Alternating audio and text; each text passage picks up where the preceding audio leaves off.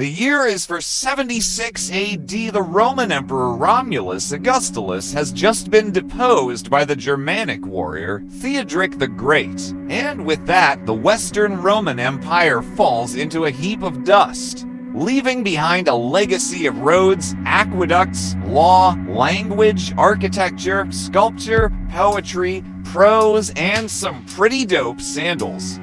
But it's also left an open question in history. Why did this giant empire, which at its greatest extent stretched from Britain to Egypt, fall? Well, there are a lot of reasons why Rome fell, which makes it a great topic for a video like this one. In a study led by researchers at the University of North Carolina, Chapel Hill, two archaeologists and two classicists sought to answer the question through an experiment. They wanted to figure out if ecological degradation under the late Roman Empire might have played a role in the downfall of civilization. Now, despite what this thumbnail might suggest, they didn't exactly dig up the whole of Rome looking for answers. Instead, they analyzed soil samples taken from archaeological sites across the empire to reconstruct past environments, focusing specifically on the period from the 3rd to 5th century AD, when Rome was clearly on the decline. Their findings were published recently in the journal PNAS. So what do these four people find out about Rome's fall? Let's time travel back to ancient Rome to find out. We are now in ancient Rome. Your guide to this amazing city will be me. Come with me as we tour the incredible monuments of the greatest city in the world. Look, over there, the Colosseum. Here, the Pantheon. And behind me, the Roman Forum. But wait, something isn't right. The streets are dirty. There's garbage everywhere and a sewage pipe bursts beneath my feet. Oof. What happened to this once great city? Well, the story of Rome is a long one. Its origins can be traced back to 753 BCE, with the legendary Romulus killing his twin brother Remus after the two set up rival settlements on the banks of the Tiber River. Over the next few centuries, Rome went from a small village to a city-state, and then slowly but surely grew to dominate the entire Mediterranean. Now, as an archaeologist, I'm not really qualified to explain how they did this. I mean, I haven't even finished excavating the Villa of the Mysteries, but apparently they built an impressive road network and aqueducts that brought fresh water into the city. And their military was pretty great, too. By the 1st century AD, Rome had defeated Carthage in a series of wars known as the Punic Wars and defeated Greece at the Battle of Actium, where Cleopatra, Mark Antony, and a bunch of other folks who weren't Octavian drowned in the sea. That last part was way less of a foregone conclusion than it seems, but don't worry about it.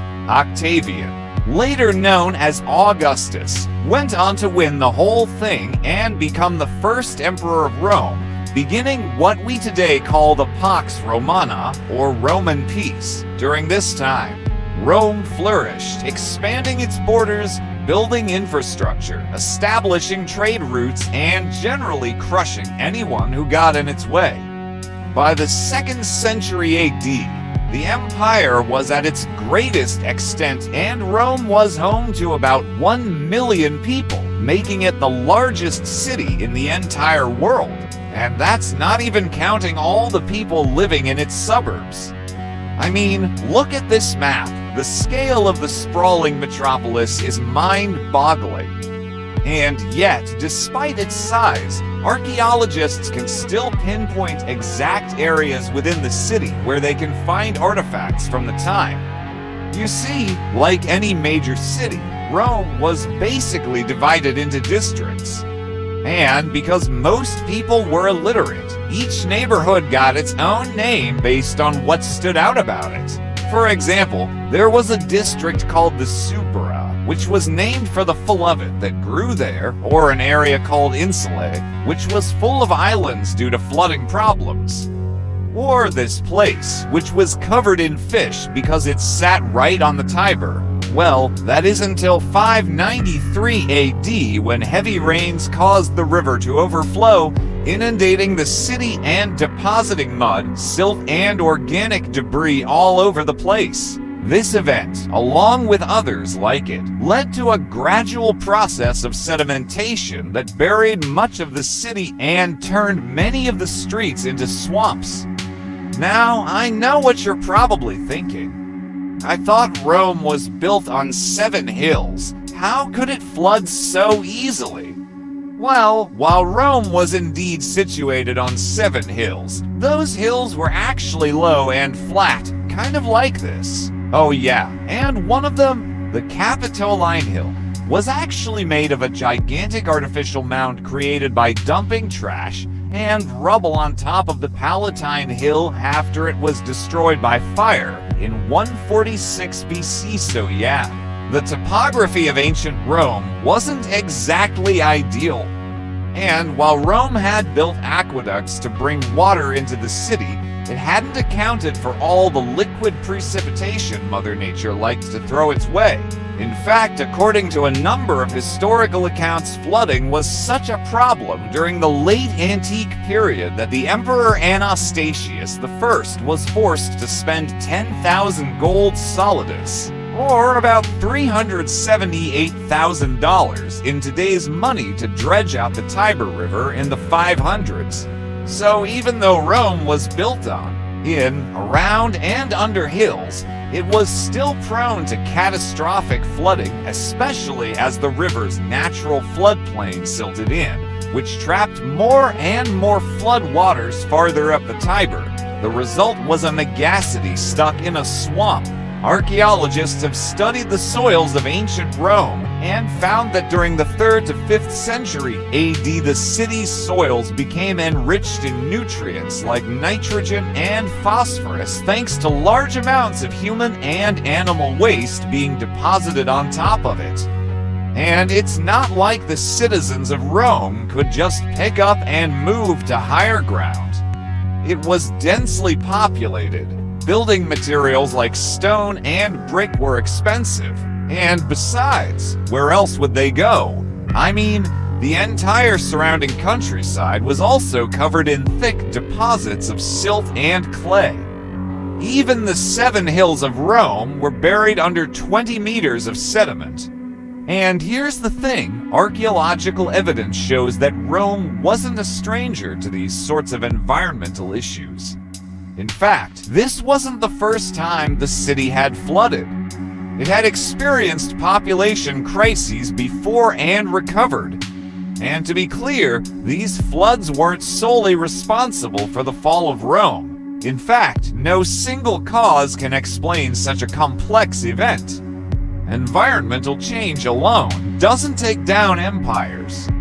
However, when combined with other factors like political instability, economic hardship, disease outbreaks, declining trade, barbarian invasions, it might just tip the scales. According to the authors of the new study, as the late Roman Empire started to experience more and more of these negative factors, the situation in Rome became a bit of a death spiral. As flooding increased, so did the cost of construction. And as construction costs increased, so did poverty. And as poverty increased, so did instability. In short, as the environment changed, the political economy of Rome changed, leading to further environmental degradation. And they're not the only ones who think something like this may have happened. In a 2023 paper, researchers estimated that nearly 1/3 of the Roman population died in the 3rd century due to disease outbreaks, famine, and war. According to them, this catastrophe, coupled with other challenges facing the empire, led to significant social upheaval.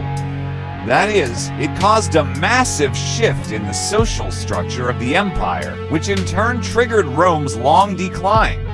In the end, this story is less about one big reason why Rome fell and more about understanding the multitude of ways that environmental and social systems interact. When you study the fall of civilizations, you have to look at everything, the good, the bad, and the ugly.